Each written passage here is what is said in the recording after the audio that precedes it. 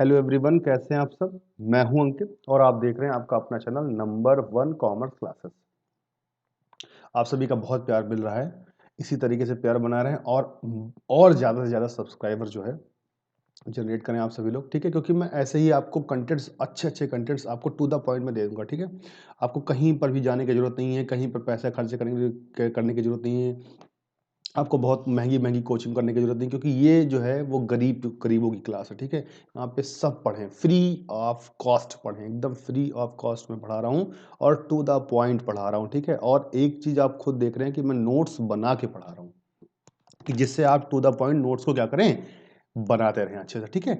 तो अब हम आते हैं थोड़ा सा टॉपिक पे। देखिए, सबसे पहले मैंने आपको बुक्स के बारे में बताया था, बुक्स के बाद मैंने सिलेबस के बारे में बताया था, सिलेबस के बाद मैंने हिस्ट्री ऑफ अकाउंटिंग बता दिया, हिस्ट्री ऑफ अकाउंटिंग के बाद मैंने अकाउंटिंग, बुक कीपिंग और अकाउंटेंसी को बहुत डिटेल में बता दिया, ठीक है। आज हम बात करते हैं मोस्ट इंपॉर्टेंट टॉपिक, जिसका नाम है concept and principle of accounting, ठीक है। जिसे हिंदी में बोलते हैं मान्यताएं, बोलते हैं अवधारणाएं, बोलते हैं और परंपराएं बोलते हैं। तो इस दोनों बात को समझने से पहले एक बात को समझ लेते हैं कि क्या चीज़ है। देखिए, एक लिखा हुआ है लॉ लिखा हुआ है और एक लिखा हुआ प्रिंसिपल लिखा हुआ है। मैंने क्या लिखा है, लॉ जो होता है वो अपरिवर्तनीय होता है और प्रिंसिपल जो होता है वो परिवर्तनीय होता है। इसका मतलब ये है, अगर किसी ने मर्डर कर दिया है, ठीक है, तो उसे एक ही सजा होती है, जिसका नाम है 302, ठीक है। उसको फांसी की सजा होती है, यानी वो फिक्स है। लॉ जो होता है वो इमिटेबल होता है, यानी कि अपरिवर्तनीय होता है, अनकन्वर्टेबल जिसे बोल सकते हैं। और प्रिंसिपल जो होता है वो कन्वर्टेबल होता है। मेरा समझाने का सीधा सा मतलब ये है कि प्रिंसिपल जो है वो बदले जा सकते हैं, और बदलता कौन है इसको, यानी इसको चेंज करने की जो पावर है वो एक ही आदमी के पास है, जिसका नाम है ICAI, ठीक है, the institute of chartered accountant of India, ठीक है। वो मैं बहुत डिटेल में बताऊंगा आपको कि कहां पर है, कहां पर इसका एस्टेब्लिशमेंट हुआ है, कब हुआ था, इससे पहले कहां हुआ था, वो बात की बात है, ठीक है। तो इस बात को ध्यान रखिएगा, जो प्रिंसिपल होता है वो लॉ नहीं है, वो क्या है, वो प्रिंसिपल है। यानी कहने का मतलब उसे लॉ की कैटेगरी में नहीं रखा जाता है, प्रिंसिपल्स कभी भी बदले जा सकते हैं, ठीक है। और एक चीज है, प्रिंसिपल जो होते हैं वो फर्म टू फर्म वेरी करता है, ध्यान रखिएगा, ठीक है। अब हम आते हैं अपने प्रिंसिपल पर, ठीक है। तो अब बात करते हैं सबसे पहली जो प्रिंसिपल है, वेरी वेरी इंपॉर्टेंट, जिसका नाम है ध्यान से समझते हैं, जिसका नाम है लेखांकन की आधारभूत अवधारणाएं सिद्धांत लिखा। देखिए, पृथक व्यवसाय की अवधारणा, इसका पहली बात तो एक नाम और जान लेते हैं, इसका एक और नाम है बिजनेस एंटिटी कॉन्सेप्ट, ठीक है। अब बहुत ध्यान से समझिएगा, देखिए ये बिजनेस है, ठीक है। ये कौन है, बिजनेस है, जिसे हिंदी में बोलते हैं या इसे फर्म भी बोलते हैं, ठीक है। और ये कौन है, एक बंदा है जो ओनर है तो इसमें है तो होता क्या चीज है सॉरी, फर्म और बिजनेसमैन यानी ओनर जो होते हैं वो सेपरेट होते हैं, यानी इसकी अपनी एंटिटी होती है और इसकी अपनी एंटिटी होती है, ठीक है। ये कौन बताता है, सेपरेट एंटिटी कॉन्सेप्ट या बिजनेस एंटिटी कॉन्सेप्ट बताता है। एक बात ध्यान रखिएगा, जब बिजनेस जो है, ओनर जब पैसा यहां पे लगाता है, यानी कि कैसे फर्स्ट एंट्री बनती है, business started with cash, entry बनती है बिजनेस स्टार्टेड विथ कैश, बहुत डिटेल में समझिएगा, कैश, ठीक है। तो मान लिया 1 लाख रुपए से लगाया, ठीक, तो एंट्री क्या बनती है, एंट्री बनती है cash account debit to capital account, ठीक है। यही एंट्री बनती है, 1 लाख रुपए और 1 लाख रुपए, ठीक। अब यहां का मतलब यह हुआ कि बिजनेसमैन ने 1 लाख रुपए कहां लगाया, बिजनेस में लगाया। देखिए, बिजनेस यहां पर जब था तो वो क्या था, वो उसके पास कैश था, ठीक है, वो उसके पास क्या था, कैश था। अब यहां जो लग गया वो क्या बन गई, वो कैपिटल बन गई। तो देखिएगा, फर्म क्या सोचती है कि ये पैसा एक ना एक दिन किसको रिटर्न करना है, ओनर को रिटर्न करना है। तो रिटर्न करने की वजह से क्या होता है, जो ओनर होता है, या ठीक है, जो ओनर होता है वो लेनदार होता है, यानी ऋणदाता होता है, ठीक है। यानी इसी अवधारणा के अकॉर्डिंग जो है, जो ओनर होता है वो ऋणदाता होता है, और ऐसा माना जाता है कि इसे इसी वजह से बैलेंस शीट के आर्थिक, यानी बैलेंस शीट मतलब आर्थिक चिट्ठे के दायित्व पक्ष में दिखाया जाता है। किसको दिखाया जाता है, कैपिटल को। ध्यान रखिएगा, कैपिटल इसीलिए क्या होती है, लायबिलिटी होती है, इसी के अकॉर्डिंग होती है, बात को ध्यान रखिएगा। क्वेश्चन कई बार पूछा जाता है कि कौन सी अवधारणा के हिसाब से या कौन सी अवधारणा के अनुसार जो पूंजी होती है वो क्या होती है, लाइबिलिटी में दिखाई जाती है, दायित्व पक्ष में दिखाया जाता है। ठीक है, ये ध्यान रखिएगा। और एक चीज ध्यान रखिएगा, मैं बहुत आगे भी बताऊंगा कि कैपिटल जो होती है वो हमारी इंटरनल लाइबिलिटी होती है, इंटरनल लाइबिलिटी होती है। बात को ध्यान रखिएगा, वो आगे आएगा तब बताऊंगा। ठीक है, चलिए अब सेकंड पे आते हैं। आशा करता हूं ये समझ में आया होगा। सेकंड पे आते हैं, मुद्रा मापन की अवधारणा, जिसे इंग्लिश में बोलते हैं मनी मेजरमेंट कॉन्सेप्ट बोलते हैं। क्या बोलते हैं? Money measurement concept. देखिए नाम से पता चल रहा है, मनी मेजरमेंट कॉन्सेप्ट, यानी कहने का मतलब है कि यहां पर उसी चीज को लिखा जाएगा जो कैश में होगा। यानी ध्यान रखिएगा, कैश ट्रांजैक्शन अगर है तो उसे हम रिकॉर्ड करेंगे, अगर कैश ट्रांजैक्शन नहीं है, ठीक है, तो हम उसे रिकॉर्ड नहीं करेंगे। ठीक है, ध्यान से समझिएगा, ये पहली बात। दूसरी बात, इसी अवधारणा में प्रबंधकीय विश्वसनीयता, कर्मचारियों की कार्यकुशलता तथा व्यवसाय की नीतियों, ध्यान से समझिएगा, प्रबंधकीय यानी मैनेजियल जो एबिलिटी है वो यहीं पर चेक की जाती है। कर्मचारियों की कार्यकुशलता मतलब होता है वर्कर की जो इफिशिएंसी होती है वो वहीं चेक की जाती है, और जो पॉलिसीज होती हैं वो यही बनाई थी। ऐसा रीजन क्या होता है? क्योंकि मनी मेजरमेंट कॉन्सेप्ट है, और मनी समझ लीजिए लिक्विडिटी का काम करती है, तो इसीलिए सारी चीजें जो डिपेंड करती है वो किस पर डिपेंड करती है? मनी पर डिपेंड करती है, इसीलिए यहां पर चीजें देखी जाती हैं। दूसरी बात क्लियर हो गई होगी, पहली बात क्लियर हो गई। तीसरी बात पे आते हैं। इसी अवधारणा के अनुसार सिर्फ फिनेंशियल ट्रांजैक्शंस का लेखा किया जाता है, यानी कहने का मतलब है जो वित्तीय लेंगे, जैसे खरीदना बेचना, इन सब चीजों का लेखा होता है। ठीक है, कोई सुंदर है तो इसका लेखा नहीं होगा, कोई खराब है तो इसका लेखा नहीं होगा, कोई मोटा है तो इसका लेखा नहीं होता है। लेकिन कहने का मतलब है मनी मेजरमेंट कॉन्सेप्ट में कैश ट्रांजैक्शन को रिकॉर्ड किया जाएगा, यानी कहने का मतलब यह है कि क्वांटिटेटिव ट्रांजैक्शंस को किया जाएगा, क्वालिटेटिव ट्रांजैक्शन को नहीं किया जाएगा। इस बात को आप ध्यान रखिएगा। ठीक है, दूसरी बात समझ में आ गई। तीसरी बात पे आते हैं, यानी तीसरी अवधारणा पे आते हैं। तीसरी अवधारणा हमारी जो है वो है निरंतरता। इसको कई नाम से जानते हैं, निरंतरता, सतत बोलते हैं, और चालू, और इंग्लिश में बोलते हैं गोइंग कंसर्न कॉन्सेप्ट। अब है क्या चीज, बहुत ध्यान से समझिएगा। देखिए स्थायी संपत्तियां जो होती है, यानी फिक्स्ड एसेट्स जो हमारी होती हैं, फिक्स्ड एसेट जो होती हैं उसका जो क्रय होता है वो इसी अवधारणा पे किया जाता है। ध्यान रखिएगा, बड़ी इंपॉर्टेंट बात है, यानी फिक्स्ड एसेट्स को हम इसी कॉन्सेप्ट के अकॉर्डिंग खरीदते हैं। ठीक, दूसरी बात थोड़ा सा एक्सेप्शनल आ गया है, जब अवधारणा जैसी कोई प्रणाली नहीं थी, यानी कहने का मतलब है कॉन्सेप्ट बनाया ही नहीं गया था, तो जो दीर्घकालीन संपत्तियां थी, ठीक है, यानी कि लॉन्ग टर्म एसेट्स थी, यानी इसी को फिक्स्ड एसेट्स थी, उसको, यहां देखिए क्रय गलत हो गया है, यहां क्रय नहीं होगा, यहां किराया होगा, यानी उसे किराए पर लेते थे, खरीदते नहीं थे, क्या करते थे? उसको किराए पर लेते थे। ठीक है, ध्यान रखिएगा।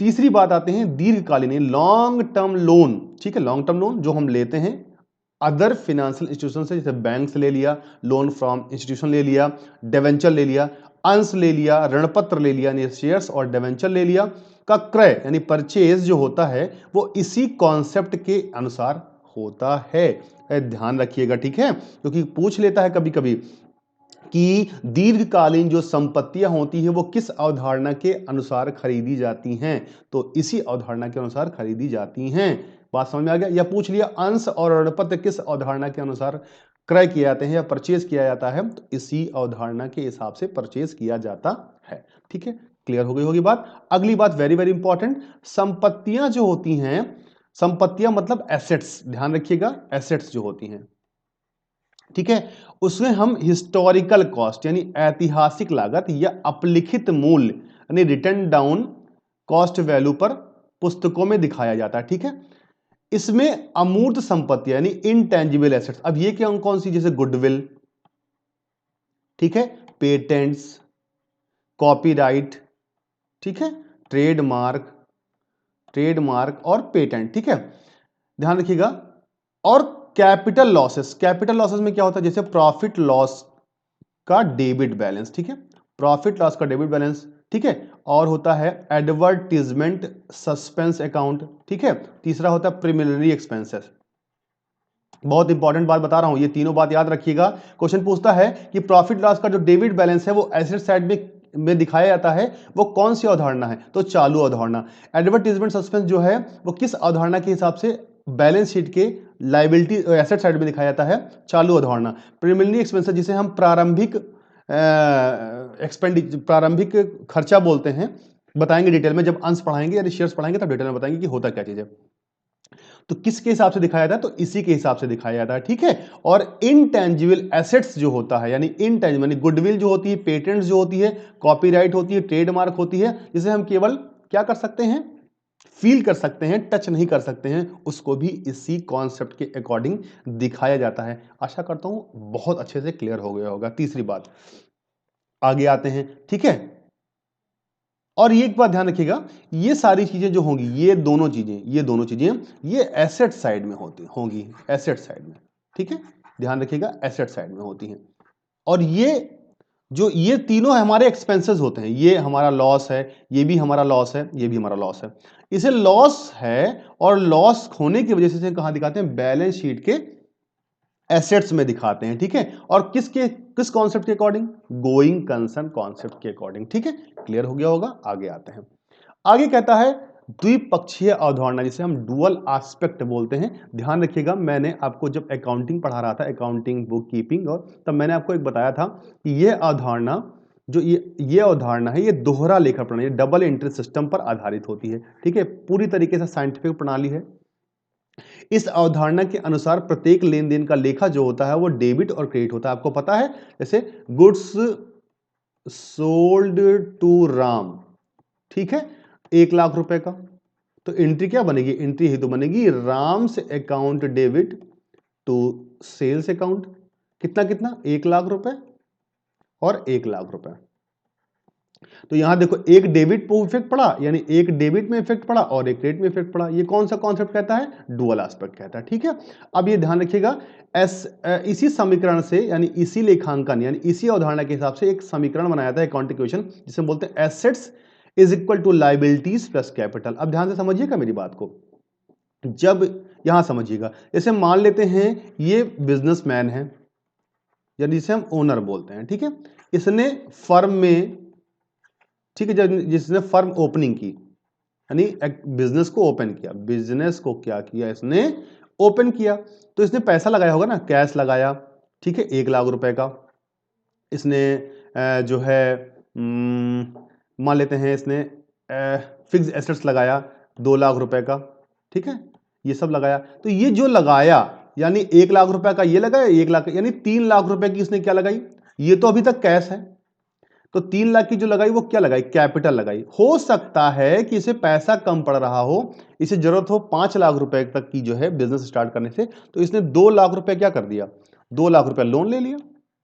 तो भाई ये 2 लाख जो लोन लिया, ये भी तो इसकी एसेट्स ही हैं। तो देखिए, यही तो कह रहा है, assets is equal to liabilities plus capital. Liabilities क्यों हुआ? इसका रीजन ये है कि लाइबिलिटीज जब हम किसी से बारो करते हैं, किसी से उधार लेते हैं, उस पैसे को क्या करते हैं? इन्वेस्ट करते हैं एसेट्स परचेज करने में। फॉर एग्जांपल, मशीनें नहीं थी, हमने उधार लेके मशीनें परचेज कर लिया। तो इसीलिए इक्वेशन बनता है assets is equal to liabilities plus capital. ध्यान रखिएगा, लाइबिलिटीज जो होती है वो एक्सटर्नल लाइबिलिटी होती है, कैपिटल जो होती है वो internal liability. There are 2 types of liability. जब हम बैलेंस शीट को पढ़ाएंगे तो डिटेल में बताएंगे, ठीक है, क्लियर करा देंगे कि बैलेंस शीट में कौन कौन सी लायबिलिटीज होती हैं और कहां कहां दिखाई जाती हैं, ठीक है। ये क्लियर हो गई। आगे आ जाते हैं। देखिए, कह रहा है कॉस्ट कॉन्सेप्ट क्या कहता है? कॉस्ट कॉन्सेप्ट देखिए क्या कहता है। कॉस्ट कॉन्सेप्ट कहता है, ठीक है, कि स्थायी संपत्ति यानी फिक्स्ड एसेट्स को बैलेंस शीट के संपत्ति यानी एसेट साइड में, ध्यान रखिएगा, एसेट साइड में जो होता है वो हिस्टोरिकल कॉस्ट पे दिखाया जाता है, हिस्टोरिकल कॉस्ट पर दिखाया जाता है, तथा लागत मूल्य पर ह्रास। ये ध्यान रखिएगा, बहुत इंपॉर्टेंट बात है, इसको याद रखिएगा। ये देखिएगा, लागत मूल्य पर ह्रास की गणना की जाती है। क्वेश्चन पूछा जाता है कि जो डेप्रिसिएशन, यानी ह्रास का मतलब क्या होता है? डेप्रिसिएशन होता है, ध्यान रखिएगा, ह्रास का मतलब क्या होता है? डेप्रिसिएशन, ठीक है। यानी डेप्रिसिएशन की जो गणना होती है, यानी कैलकुलेशन होता है, वो किस वैल्यू पर होती है? तो वो होती है कॉस्ट प्राइस पर होती है, ध्यान रखिएगा, ठीक है, भूलिएगा नहीं। हिस्टोरिकल कॉस्ट का मतलब होता है कि जिस मूल्य पर हम सामान को खरीदते हैं उसे हम हिस्टोरिकल कॉस्ट कहते हैं। बस इतनी बात को दिमाग में रखना। क्लियर हो गया होगा बात। आगे आते हैं, ठीक है। तो ये बात याद रखिए कि डेप्रिसिएशन को जो है वो कॉस्ट प्राइस पर किस कॉन्सेप्ट के अकॉर्डिंग दिखाया जाता है? तो वो कहती है कॉस्ट कॉन्सेप्ट। क्लियर, ठीक है। और फिक्स एसेट्स को बैलेंस शीट के एसेट साइड में किस कॉन्सेप्ट के अकॉर्डिंग दिखाया जाता है? ठीक है, ऐतिहासिक मूल्य पे किस कॉन्सेप्ट पे दिखाया जाता है? तो वो कॉस्ट कॉन्सेप्ट पे दिखाया जाता है, ठीक है। अब आते हैं मैचिंग कॉन्सेप्ट। बहुत इंपॉर्टेंट बात, मैचिंग कॉन्सेप्ट। देखिए एक साल के अंदर, ठीक है, एक साल के अंदर दो बातें आती हैं। देखिए अगर मान लेते हैं 2021 है तो इस ईयर में कुछ एक्सपेंसेस हुआ होगा और कुछ इनकम हुआ होगा, ठीक है। तो ध्यान रखिएगा 2021 के जो एक्सपेंसेस हैं और 2021 के जो इनकम है उसको उसी ईयर क्या करना, मैच कर देना, उसी ईयर दिखाना। ये नहीं कि 2021 है तो 22 का भी यहां पे दिखा देना या 2020 का दिखा देना, तो ऐसा नहीं होना। करंट ईयर की इनकम और करंट ईयर की एक्सपेंसेस को ही मैच कर देना ही क्या कहलाता है, मैचिंग कॉन्सेप्ट कहलाता है, ठीक है। जैसे फॉर एग्जांपल प्रीपेड एक्सपेंसेस आता है, आउटस्टैंडिंग एक्सपेंसेस आता है, एक्रूड इनकम आता है, अनएक्रूड इनकम आता है, ठीक है। ये सारी चीजें यहीं पर आती हैं, ध्यान रखिएगा, ठीक है। अब आगे क्या कह रहा है, और हाँ एक चीज ध्यान रखिएगा बहुत इंपॉर्टेंट है, प्रॉफिट लॉस अकाउंट जो होता है, ध्यान रखिएगा, प्रॉफिट लॉस अकाउंट जो होता है वो इसी अवधारणा यानी इसी कॉन्सेप्ट के अकॉर्डिंग, यानी इसके जो आइटम्स होते हैं, ठीक है, इसके आइटम्स जो होते हैं वो इसी कॉन्सेप्ट के अकॉर्डिंग दिखाए जाते हैं, ये ध्यान रखिएगा। इसमें दो तीन बातें आती हैं भी बताऊंगा। अब पूछेगा कि जो प्रॉफिट लॉस है वो अकाउंट है वो किस अवधारणा के हिसाब से बनाया जाता है, तो वो बनाया जाता है मैच, वो जो है अकाउंटिंग पीरियड कॉन्सेप्ट के अकॉर्डिंग, क्योंकि यहां पे ये पूछ रहा किस अवधारणा के हिसाब से बनाया जाता है। लेकिन यहां पर क्या है कि जो उस ईयर के पर्टिकुलर ईयर के एक्सपेंसेस हैं और इनकम है वो यहां पे दिखाए जाते हैं। बात क्लियर हो गई होगी, ठीक है। आगे आते हैं, ये लिखा भी हुआ है इस अवधारणा के अंतर्गत, ये लिखा इस अवधारणा के अंतर्गत, इस अवधारणा के अंतर्गत अवधि विशेष यानी उसी साल के जो अर्जित, यानी अर्जित का मतलब होता है अर्न या अर्न बोलते हैं, ठीक है, इनकम का मिलान उसी अवधि या उसी व्यय में किया था। मैंने ये लिख दिया ना, एक्सपेंसेस और इनकम को दिखाया था। फिर क्या करा, जो मिलान की अवधारणा है वो उपार्जन, उपार्जन का मतलब अर्न होता है, ये ध्यान रखिएगा, परेशान मत होइएगा। अर्न मतलब जो हमने कमाया है, ध्यान रखिएगा, उपार्जन की अवधारणा पर डिपेंड करती है। पूछ लेगा कि जो मिलान की अवधारणा यानी मैचिंग कॉन्सेप्ट है वो किस कॉन्सेप्ट पर बेस है, तो वो एक्रूअल कॉन्सेप्ट पर बेस होती है। क्लियर, ध्यान है। या पूछेगा एक्रूअल कॉन्सेप्ट का जो सिनोनिम्स है वो क्या है, तो वो मैचिंग कॉन्सेप्ट है। क्लियर हो गया, हो गया। आगे आ जाते हैं, फिर आते हैं मैचिंग कॉन्सेप्ट पे आते हैं, ठीक है। अब मैचिंग कॉन्सेप्ट क्या कहता है, सॉरी, अकाउंटिंग पीरियड क्या कहता है, ध्यान रखिएगा। अकाउंटिंग पीरियड का मतलब ये होता है, देखिए कह रहा है इसी अवधारणा के अनुसार लेखांकन करने की अवधि निर्धारित की जाती है। देखिए इसी अकॉर्डिंग जो है वो क्या करते हैं, अकाउंटिंग पीरियड को हम डिसाइड करते हैं, ठीक है, अकाउंटिंग पीरियड को हम डिसाइड करते हैं, ध्यान रखिएगा, ठीक है। यानी कि आपको पता है कि जो फाइनेंशियल ईयर है वो हमारा 1 अप्रैल टू 31 मार्च चलता है। लेकिन एक तो आपको नई बात बता दें कि जो आपका आरबीआई है, ठीक है, वो वर्क करता है 1 जुलाई से 30 जून तक, ये ध्यान रखिएगा। उसका बहुत सेपरेट ट्रांजैक्शन होता है, वो सेपरेट ट्रांजैक्शन करता है 1 जुलाई से लेकर 30 जून तक करता है, ठीक है। नहीं 1 जुलाई का मतलब ये नहीं 1 जुलाई 2020 और 21, ठीक है, या 21 या 22, ठीक है। तो ये डिसाइड करता नहीं, अकाउंटिंग पीरियड ये कौन डिसाइड करता है कि जो हमारा अकाउंटिंग होगा वो कितने साल का होगा, ठीक है। यानी हमें कैलेंडर ईयर पे रखना है या हमें फाइनेंशियल ईयर पे रखना है, ठीक है। कैलेंडर ईयर का मतलब 1 जनवरी से 31 दिसंबर। क्लियर हो गई होगी बातें। आगे आते हैं, अब कह रहा है कि एक्रूअल कॉन्सेप्ट, अभी मैंने बताया था एक्रूअल कॉन्सेप्ट क्या होता है। देखिए ऊपर लिखा, उपार्जन की अवधारणा जो है वो मिलान की अवधारणा पर निर्भर करती है, ठीक है। यहां ध्यान समझिएगा, व्यापार में उपार्जन, उपार्जन का मतलब होता है अर्न या अर्न या कमाना, ठीक है। क्या कह रहा है, जैसे prepaid expenses, outstanding expenses, accrued income और अनएक्रूड इनकम का समायोजन यानी एडजस्टमेंट। समायोजन का मतलब क्या होता है, एडजस्टमेंट, वो चालू वर्ष की वास्तविक आय, ये ध्यान रखिएगा, एक्चुअल इनकम जिसे हम बोलते हैं, ये ध्यान रखिएगा, एक्चुअल इनकम व व्ययों में किया जाता है। ये लाभ ध्यान से समझिएगा, मेरी बात कहने का मतलब देखिए, एक चीज मैं समझा दे रहा हूं, जैसे प्रीपेड का मतलब होता है, प्रीपेड एक्सपेंसेस का मतलब होता है कि हमने जो, प्री मतलब होता है पहले, प्री मतलब होता है, एक सेकंड, प्री का मतलब क्या होता है, प्री का मतलब होता है पहले, प्री का मतलब क्या होता है, हाँ, प्री का मतलब होता है पहले, यानी किसी चीज को हमने पहले दे दिया। पहले देने का मतलब क्या, ध्यान से समझिएगा, 2021 में हम अकाउंटिंग कर रहे हैं और हमने जो दे दिया वो 22 का दे दिया। तो भाई अभी हमने पढ़ा है कि मैचिंग कॉन्सेप्ट ये कहती है, और मैचिंग कॉन्सेप्ट ही पूरी तरीके से एक्रुअल बेस होती है। वो कहती है कि भैया 2021 का ही आप काम करो। तो जो ज्यादा दे दिया, मान लेते हैं 1 लाख रुपए था, 1 लाख, और हमने दे दिया 1,20,000, यानी देना था 1 लाख रुपए, लेकिन हमने दे दिया 1,20,000। तो अब हम क्या करेंगे, हम 2021 में जाएंगे, 1,20,000 की जो वैल्यू होगी उसमें से 20,000 को हम घटा देंगे, यानी 1 लाख रुपए हम दिखाएंगे। और ये किस ईयर का है, ये 2021 का है। यानी कहने का मतलब है उसी ईयर की इनकम को, उसी ईयर की एक्सपेंसेस को दिखाया जाता है। अब एक एग्जांपल और समझ लेते हैं। मान लेते हैं कोई लेबर है, ठीक है, उसे 12 महीने की वेजेस को देना था। वेजेस का मतलब मजदूरी को देना था। तो 1,000 रुपए के हिसाब से अगर देखें, अगर 1,000 रुपए के हिसाब से देखें, तो उसे हमने 11 महीने का दिया, तो हमने कितना दिया होगा, 11,000। और हमें देना कितना चाहिए था, हमें 1,000 रुपए के हिसाब से 12 महीने का देना चाहिए था, 12,000 रुपए। तो हमने कितना कम दिया, हमने 1,000 कम दिया। तो अब हम क्या करेंगे, इस 1,000 रुपए को क्या करेंगे, प्लस कर देंगे। किसमें प्लस कर देंगे, इसमें प्लस कर देंगे। उसी ईयर की एक्सपेंसेस में क्या कर देंगे, प्लस कर देंगे। ठीक है, तो ये कॉन्सेप्ट कहता है, ध्यान रखिएगा, उपार्जन कॉन्सेप्ट कहता है। यानी कहा जाता है prepaid expenses, outstanding expenses, accrued income और अनएक्रूड इनकम का ट्रीटमेंट किस कॉन्सेप्ट के अकॉर्डिंग होता है, तो वो एक्रूअल कॉन्सेप्ट के अकॉर्डिंग होता है। क्लियर है बात, आगे आते हैं।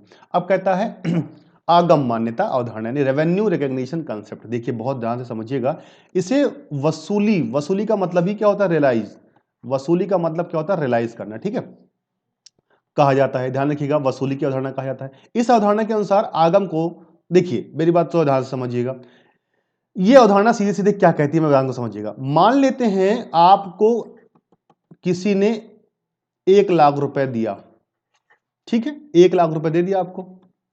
मिस्टर एक्स हैं और ये मिस्टर वाई हैं। मिस्टर वाई ने, देखिए एरो किधर बनाया, मिस्टर एक्स को 1 लाख रुपए दिया और कोई लिखा पढ़ी नहीं की, कुछ नहीं लिखा। तो ये ध्यान रखिएगा, ये पूरी तरीके से इलीगल है। यानी कहने का मतलब है, अगर मिस्टर वाई ने कोई इनकम दी है, या कुछ भी पैसा दिया है, या कोई एसेट्स दी है, वो तब तक आपकी नहीं मानी जाएगी, या तब तक आप उसको रिकॉर्ड नहीं करेंगे, या तब तक आप उसको एक्सेप्ट नहीं करेंगे, जब तक वो पूरी तरीके से लीगल ना हो, कानूनी तौर पर लीगल ना हो, यानी जब तक उस पर आपका राइट्स ना हो जाए। क्लियर है बात, ये ध्यान रखिएगा। ये रेवेन्यू रिकॉग्निशन, रेवेन्यू का मतलब होता है आगम, आगम का मतलब इनकम। वो इनकम तब तक आपकी नहीं मानी जाएगी जब तक पूरी तरीके से आप उस पर लीगल राइट्स नहीं हो जाएगा। ठीक है, ये ध्यान रखिएगा। अब एक एक्सेप्शंस मैंने बताया है कि किराया क्रय पद्धति कहती है कि देखिए किराया क्रय मतलब होता क्या है, आपने एक मोटरसाइकिल ली, ठीक है, मोटरसाइकिल लिया, और वो भी किस पर लिया, फाइनेंस पे लिया। फाइनेंस का मतलब लोन पर लिया। तो देखिए कितनी बड़ी बात है, जब आप लेते हैं ना, तो वो आपको क्या बना देता है, आपको ओनरशिप दे देता है, ओनरशिप दे देता है। और थर्ड पार्टी के पास आपका जो पेपर होता है उसके पास होता है, और तब तक उसके पास होता है जब तक आप उसके पूरे गाड़ी की वैल्यू, यानी जो बाइक की वैल्यू, तब तक पेमेंट ना कर दें। यहां पे एक एक्सेप्शन है, ध्यान रखिए, इसे मैंने लिख दिया, हो सकता है क्वेश्चन पूछ ले। बहुत बड़ी बड़ी बात, ये समझ लीजिएगा, इतनी माइन्यूट चीजें मैं बता दे रहा हूं कि आप इसके बाद कहूं पढ़ के देखिएगा, कुछ भी नहीं छूटने उठने वाला, कुछ भी नहीं छूटने, खत्म तहस नहस सब कुछ। ठीक है, तो ये ध्यान रखिएगा। ठीक है, किराया क्रय पद्धति बस एक ऐसा एक्सेप्शन है जहां पर हम फाइनेंस पे गाड़ी लिया, लोन लेते हैं ना, लेते हैं, कार लिया, जो भी लेते हैं, तो उस पर क्या होता है, आपको ओनरशिप मिल जाती है, लेकिन आप जो थर्ड पार्टी होती है उसके पास वो पैसा रख, मतलब उसका कागज होता है, ठीक है, और तब तक रहता है जब तक आप उसका फुली पेमेंट ना कर दें। ठीक है, ओनरशिप मिल जाती है, ये ध्यान रखिए, ये एक ऐसा एक्सेप्शन है। वो भी हायर परचेज सिस्टम में आपको पढ़ाऊंगा, जब बीकॉम का पार्ट पढ़ाऊंगा हायर परचेज सिस्टम, तब बताऊंगा। ठीक है, आगे आ जाते हैं। अब आते हैं कह रहा वस्तुनिष्ठता, ठीक है, जिसे हम निरपेक्षता भी बोलते हैं। ये अवधारणा ये बताती, देखिए ध्यान रखिएगा, पहली बात तो आपको अनबायस्ड नहीं होना है। अनबायस्ड का मतलब होता है पक्षपात। ठीक है, आपको किसी के साथ पक्षपात नहीं करना है। फॉर एग्जाम्पल, आपको अपने फर्म, देखिए आप मैनेजर हैं, यहां देखिए, अगर आप मैनेजर हैं, ठीक है, मैनेजर हैं, आप अकाउंटेंट हैं, तो आप अपनी फर्म के साथ पक्षपात नहीं करेंगे। देखिए लिखा हुआ, यह अवधारणा यह बताती है कि लेखांकन किसी भी व्यक्ति विशेष के द्वारा पक्षपात रूप में नहीं होना चाहिए, चाहे वो प्रबंधक हो चाहे वो लेखापाल हो। यानी इसका मतलब ये नहीं है कि वो कहेगा ऐसा है, तुम रिकॉर्ड मत रखो, तुम इनवाइस मत रखो, तुम कैश रिसीट मत रखो, तुम ये मत रखो, तुम वो मत रखो। अगर आप नहीं रखोगे तो प्रॉब्लम आपके साथ क्रिएट हो जाएगी। क्यों? हो सकता है आपने किसी को सामान बेचा और आपने कुछ भी उसका जो है लिखा पढ़ी नहीं किया, तो प्रॉब्लम क्रिएट हो जाएगी फ्यूचर में। तो वस्तुनिष्ठता या निरपेक्षता ये कहती है कि आपको अनबायस्ड नहीं होना है, आपको डॉक्यूमेंट सोर्सेस को रखना है। ये ध्यान रखिएगा, डॉक्यूमेंट सोर्सेस को रखना है। डॉक्यूमेंट सोर्सेस का मतलब ये होता है कि अगर परचेज कर रहे हैं तो परचेज बुक रखिए, सेल्स कर रहे हैं तो सेल्स बुक रखिए, बिल्स रिसीवेबल बुक रखिए, ट्रेड रिसीवेबल बुक रखिए, कैश बुक रखिए, सारी बुक्स को आप मेंटेन करके चलिए, ठीक है। बिल बाउचर को पूरी तरीके से रखिए। अब आते हैं आगे। आशा करता हूं यहां तक समझ में आया होगा। पूर्ण प्रकटीकरण का मतलब होता है फुल डिस्क्लोजर, यानी सारी चीजों को ओपन करके रखो भाई। इसी अवधारणा के अनुसार बहुत बार पूछा गया है, 1000 बार। इसी अवधारणा के अनुसार व्यवसाय के समस्त मामलों को पूर्ण रूप से दिखाया जाता है। खैर ऐसा होता नहीं है, बहुत दिक्कतें होती हैं, उस पर मत जाइए। देखिए जैसे बैलेंस शीट में इन्वेस्टमेंट जो होता है वो लागत मूल्य के साथ साथ बाजार मूल्य भी दिखाया था। जैसे कैसे, देखो मैं आपको बताता हूं। जैसे मान लेते हैं ये बैलेंस शीट है और ये लायबिलिटी है, ये एसेट्स है और ये अमाउंट है, और ये एसेट्स है और ये क्या है, ये अमाउंट है, ठीक है। और ये भी क्या है, अमाउंट है। या ऐसा लिख दें, यहां लिख दें ऐसे। अब देखिए जब हम इन्वेस्टमेंट दिखाते हैं, मान लेते हैं इन्वेस्टमेंट 1,00,000 रुपए का है, ठीक, और ब्रैकेट में लिखा है 80,000 रुपए का। तो ध्यान से समझिएगा, ये जो कॉ है ये मार्केट वैल्यू है, ठीक है, आपने देखा होगा। और ये कौन सी वैल्यू, बुक वैल्यू है। तो यही चीज कह रहा है कि फुल डिस्क्लोजर में क्या कहता है, मार्केट वैल्यू को भी दिखा दो भाई, ठीक है, इन्वेस्टमेंट को, और किस पर दिखा दो, किस पर दिखा दो, बुक वैल्यू पे दिखाया जाता है। यही कॉन्सेप्ट कहता है फुल डिस्क्लोजर। आगे वाले पॉइंट पर आते हैं। देखिए संदिग्ध संपत्तियां का मतलब होता है ऐसे होता है कंटिंजेंट एसेट्स बोलते हैं या कंटिंजेंट लायबिलिटी बोलते हैं, ठीक है। देखिए फॉर एग्जांपल मान लिया आपने किसी को सामान बेचा, ठीक है, 1,00,000 रुपए का, वो कह रहा नहीं आपने 80,000 का बेचा, और वो कोर्ट में चला गया मामला, और कोर्ट में चल रहा है मामला, कोर्ट में चल रहा है। तो एक चीज ध्यान रखिएगा, 1,00,000 रुपए की या एसेट्स आपने बेचा, मान लेते हैं मशीनरी को बेचा, तो कह रहा नहीं 80,000 का बेचा। तो भाई अब आप उसको लिख तो सकते नहीं हो, आप बेचने की एंट्री बना नहीं सकते हो कि machinery account debit to mister X account या machinery account debit to mister Y account, नहीं लिख सकते। क्यों? क्योंकि पूरी तरीके से वो लीगल बना ही नहीं।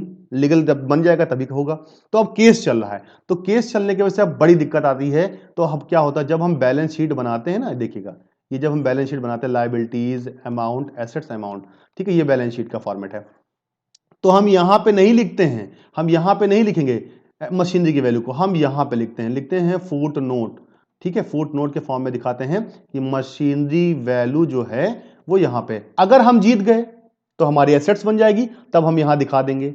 अगर हम हार गए तो हमारे लिए लायबिलिटी बन जाएगी, तो हम इधर दिखा देंगे। ध्यान रखें, यही हमारी कंटिंजेंट लायबिलिटी होती है। कंटिंजेंट लायबिलिटी को जैसे डिसऑनर्ड चेक, डिसऑनर्ड चेक है तो अभी क्लियर नहीं है, तो उसको आप फुट नोट में दिखाओगे, यही नीचे दिखाओगे भैया, ध्यान रखिएगा, यही दिखाओगे। बिल डिसऑनर्ड हो गया, बिल को अनादित कर दिया गया। देखिए डिसऑनर्ड का मतलब होता है, क्यों होता है ध्यान रखिएगा, डिसऑनर्ड और बाउंस में अंतर होता है। डिसऑनर्ड का मतलब होता है जब बिल क्या हो जाए, कट जाए, फट जाए, ठीक है, देर से पहुंचे, ठीक है, मुड़ जाए, तो डिसऑनर्ड हो जाता है। बाउंस का मतलब होता है खाते में 1,00,000 रुपए था, ठीक है, आपने किसी को पेमेंट किया 1,20,000 रुपए, तो 20,000 रुपए ज्यादा नहीं पेमेंट कर दिया, तो आपके खाते में 1 ही लाख रुपए है, तो वहां पे क्या हो जाएगा, बाउंस हो जाएगा। कहते हैं कि चेक बाउंस हो जाना, वो भी डिटेल में बताएंगे, आगे की बात है वो। और इंसॉल्वेंट होना, यही इंसॉल्वेंट होता है। इंसॉल्वेंट का मतलब क्या होता है, लायबिलिटी बढ़ जानी और एसेट्स क्या हो जाना, कम हो जाता, इसी को बोलते हैं इंसॉल्वेंट, ठीक। अब आगे आते हैं, इसी अवधारणा के कारण जर्नल एंट्री में क्या नरेशन दिखाते हैं, आपने पढ़ा होगा, जैसे हमने बनाया cash account debit to sales account, फिर लिखते हैं being goods sold to mister X या फॉर कैश, लिखते नहीं लिखते, तो ये नरेशन जो लिखते हैं वो इसी अवधारणा के हिसाब से लिखा जाता है। क्लियर? आगे आते हैं, मजा आ रहा होगा, मजा आएगा तो आप लाइक शेयर कमेंट करते रहिएगा, बहुत अच्छी अच्छी चीजें बताएंगे। इसके बाद आपको कहीं पर पढ़ने की जरूरत नहीं है, कहीं पैसा खर्च करने की जरूरत है, इतनी महंगी महंगी कोचिंग करने की जरूरत ही नहीं है। इस बार सिलेक्शन पक्का दिला दूंगा, ठीक है, निश्चिंत रहिए आप इससे। आगे आते हैं, फिर कहता है देखिए समरूपता, समरूपता एक रूपता, यानी कहने का मतलब देखिए नाम से पता चला समरूप, अपने लाइफ में भी इंसान को एक जैसा रहना चाहिए, यही चीज बताती है इक्वालिटी कॉन्सेप्ट। क्या कहती है, देखिए हर साल में लिख दे विभिन्न, यानी एवरी ईयर समान नीतियां या सिद्धांत, यानी जो प्रिंसिपल्स हम पढ़ रहे हैं वो एवरी ईयर लेके चलना। फॉर एग्जांपल 2021 में हम अकाउंटिंग कर रहे हैं, तो जो जो कॉन्सेप्ट्स को हम फॉलो कर रहे हैं वही चीज 2022 में फॉलो करेंगे, ठीक है, वही 2023 में फॉलो करेंगे, वही चीज हम 2024 में फॉलो करेंगे, ठीक है, वही चीज 25 में फॉलो करेंगे, जब तक कंटिन्यू रहेगा तब तक हम फॉलो करते रहेंगे, ठीक है। ये क्या कहता है, समरूपता यानी इक्वालिटी कॉन्सेप्ट कहता है, ठीक। इसी कारण से जानते हैं क्या होता है, डेप्रिसिएशन जो होता है, ध्यान रखिएगा, जैसे डेप्रिसिएशन मान लिया 2021 में 10% लगा, ठीक है, तो 22 में भी आप 10% लगाओ, 23 में भी 10% लगाया जाएगा, ठीक है। अगर आप ऐसा नहीं करते हो तो आप कंपैरिजन नहीं कर पाओगे। ध्यान रखिएगा, किसका कंपैरिजन, कि 2021 में 1 लाख की प्रॉफिट हुई और 2022 में 80,000 की प्रॉफिट हुई, तो रीजन क्या था इसके पीछे का, ठीक है। अब यहां देखिएगा, यहां 10% से लगाया इन और यहां लगाया 15% से, तो दिक्कत हो गई कि नहीं दिक्कत हो गई, तब दिक्कत हो जाएगा।